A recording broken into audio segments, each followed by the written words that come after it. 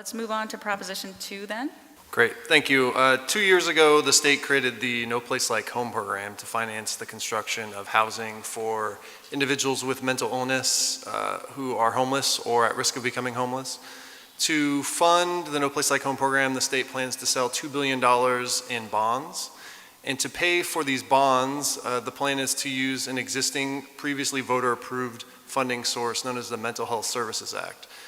This act authorized an income tax on millionaires that raises somewhere between $1.5 and $2.5 billion a year.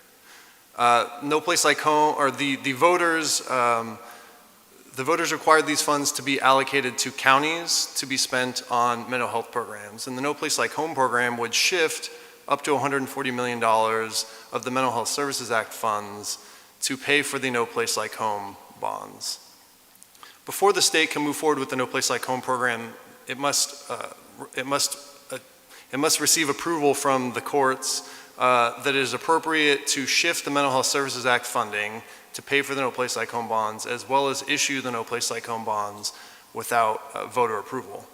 Proposition 2 would have the voters approve the No Place Like Home program, and this would allow the state to move forward with the program with or without voter approval. It would have the voters authorizing the shift of the Mental Health Services Act funds to be used for the bonds, as well as authorize the issuance of the bonds themselves.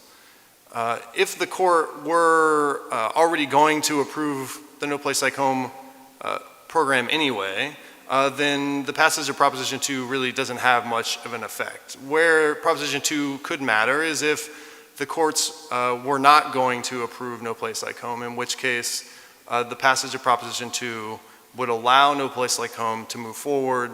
It would allow the shift of the mental health dollars to pay for the bonds and allow the issuance of up to $2 billion in bonds to fund the construction of this housing for individuals with mental health issues who are homeless.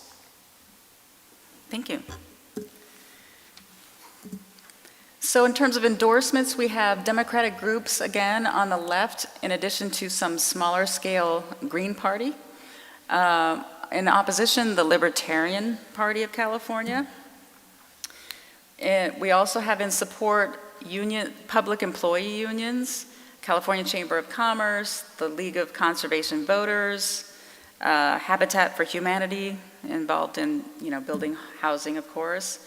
The League of Women Voters is in support, the Bay Area Council, League of California Cities, California Forward, and there are not organizations in opposition.